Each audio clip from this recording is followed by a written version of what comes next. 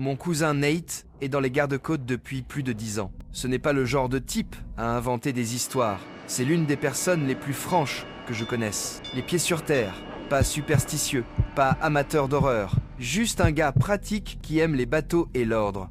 Il m'a raconté cette histoire à l'été 2022. Je lui ai demandé de la répéter plusieurs fois tellement elle était dérangeante. Et chaque fois, les détails restaient identiques. Cela s'est produit en 2017, lorsqu'il a été affecté à un phare au large du Maine, pour une rotation de 2 semaines d'entretien. L'endroit s'appelait Matinus Rock, et il était isolé au milieu de l'océan. On ne pouvait y accéder que par bateau ou par hélicoptère. Ce n'était rien de plus qu'un îlot rocheux déchiqueté, avec un phare solitaire et un bâtiment annexe qui servait à stocker du carburant et du matériel de maintenance. Pas de réseau électrique, pas de plomberie, presque aucun signal cellulaire. Le phare était automatisé, mais nécessitait tout de même un entretien manuel régulier. C'est pour ça que les gardes-côtes y envoyaient du personnel chaque année.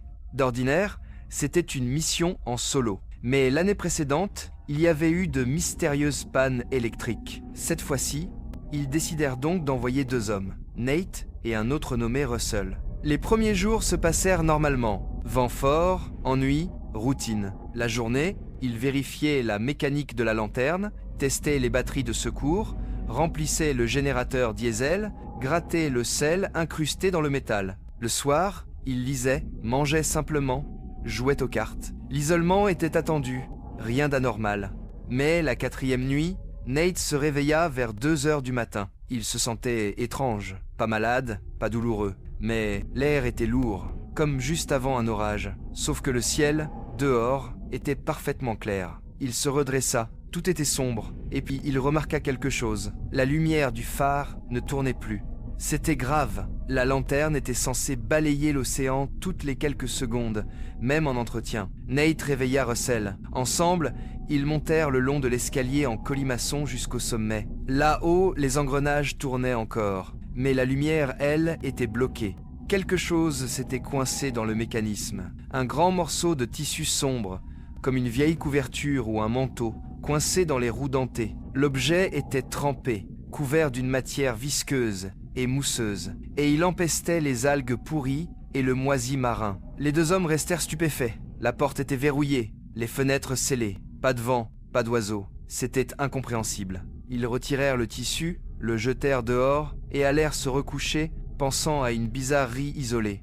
La nuit suivante, à la même heure, cela se reproduisit. Le faisceau s'était encore arrêté, mais cette fois, le tissu était différent, plus petit, semblant être une vieille écharpe ou un châle rouge, usé sur les bords, imbibé d'eau de mer. Des crustacés minuscules y étaient accrochés, comme s'ils venaient à peine d'être sortis de l'océan. À cet instant, Nate comprit que ce n'était pas une coïncidence. Ils vérifièrent chaque porte, chaque fenêtre, chaque placard, tout était fermé. Désormais, ils bloquaient l'escalier avec des caisses lourdes, verrouillaient religieusement la salle de la lanterne et l'entrée du bas. Mais la 7e nuit, quelque chose arriva que Nate refuse encore d'expliquer. Alors qu'il s'efforçait de trouver le sommeil, il entendit Russell chuchoter, mais il ne lui parlait pas à lui. Il murmurait vers un coin de la chambre, comme si quelqu'un s'y tenait. Quand Nate lui demanda ce qu'il disait, Russell sembla confus. Il jura qu'il n'avait rien dit. Mais plus tard, Nate le trouva assis à la fenêtre, fixant les rochers en contrebas. Russell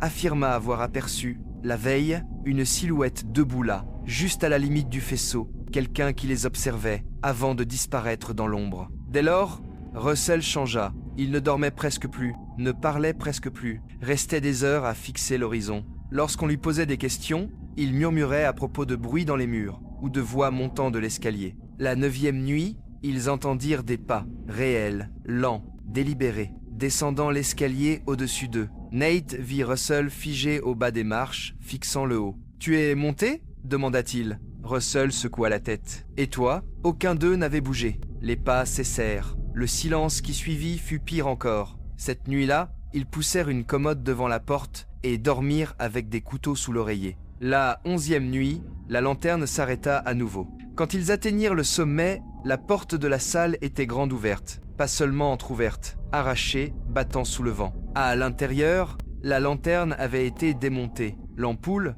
massive, dévissée, reposée et posée bien droite au milieu du sol. Impossible de l'enlever sans force. Pourtant, elle était là, déplacée délibérément. Terrifié, Nate sentit quelque chose frôler son dos. Froid. Il se retourna brusquement. Personne. Russell, livide, pointait le mur en murmurant qu'il avait vu une main sortir des briques. Ils s'enfermèrent dans la chambre. Nate ne dormit pas. Russell se mit à se balancer dans un coin, murmurant à une présence invisible. Au matin, Nate décrocha le téléphone satellite d'urgence. Il prétexta une panne mécanique grave et demanda une évacuation immédiate. Le bateau arriva l'après-midi, mais le pire fut ce que l'équipage leur annonça. Ils avaient reçu un appel de détresse à 2h12 du matin. Un appel haché, plein de parasites. Une voix disant quelque chose comme « Il y a quelqu'un ici ». Puis, silence. Nate jura n'avoir jamais touché au téléphone avant l'aube. Russell ne prononça pas un mot du trajet retour. Quelques mois plus tard, il démissionna des gardes-côtes. Il ne parla jamais de ce qui s'était vraiment passé à Rock. Nate, lui, continue ses missions d'entretien. Mais il m'a juré qu'il ne remettrait jamais les pieds sur cet îlot. Ça s'est passé pendant les confinements du Covid. On en était arrivé au point où tout le monde en avait marre, coincé dans sa maison à tourner en rond sans rien à faire. À l'époque, j'étais célibataire. Je passais mes soirées à swiper sur Tinder, à discuter avec des gens en DM tout en regardant des films et des séries. Franchement, qu'est-ce qu'on pouvait faire d'autre un soir de semaine, en plein confinement? J'ai fini par discuter avec une fille que je suivais sur Instagram depuis des années. Elle s'appelait Sophia, mais elle se faisait appeler Soph. On habitait tous les deux dans le comté de Suffrage, à Long Island, New York. À une vingtaine de minutes, une demi-heure des Hamptons et environ 1 heure de Montauk. Un soir, on s'ennuyait tous les deux et on a décidé de se voir. Elle vivait à 5 minutes de chez moi. Je suis allé la chercher. On est allé faire un tour en voiture jusqu'à un parc fermé et on a bu des White Claws sur le parking. Tout de suite, j'ai capté le feeling. Elle avait ce côté un peu rebelle, mais cool, du genre à sauter des clôtures, à s'incruster dans des endroits interdits, à tenter des trucs comme ça. La connexion s'est faite très vite. En moins d'1 heure, c'est elle qui a proposé. Et si on allait à Montauk marcher sur le sentier des falaises derrière le phare? Techniquement, les terrains du phare étaient fermés après le coucher du soleil. Peut-être même complètement fermés à cause du confinement. Mais j'ai dit oui tout de suite. J'aime ce genre d'aventure. On a fini nos boissons et on a roulé jusqu'à Montauk Point. Arrivé là-bas, elle m'a dit de garer la voiture directement sur le parking du phare. J'hésitais un peu, mais elle avait l'air sûre d'elle. Un mardi soir en plein confinement, hors saison, il y aura 0 sécurité. Il n'y avait effectivement aucune voiture autour. J'ai suivi son plan. Elle m'a assuré qu'elle l'avait déjà fait avant le Covid. On a bu une autre White Claw sur place. Moi, un peu nerveux, regardant autour de nous, de peur de voir débarquer un véhicule de sécurité. Elle me répétait de me détendre.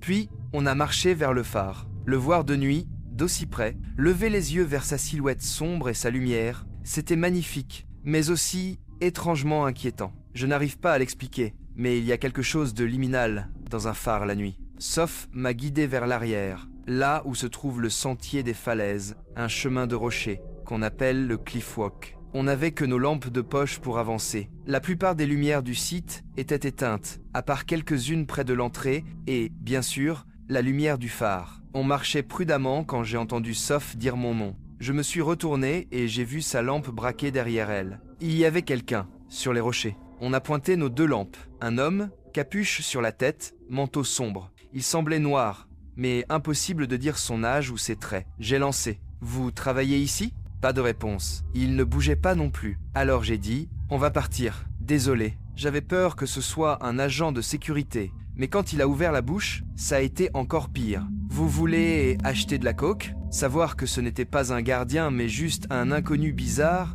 ne nous a pas rassurés. Au contraire. Pourquoi ce type était là, la nuit, à nous suivre? J'ai dit « Non mec, c'est bon. » Puis j'ai fait signe à Soph d'avancer. Je la laissais passer devant.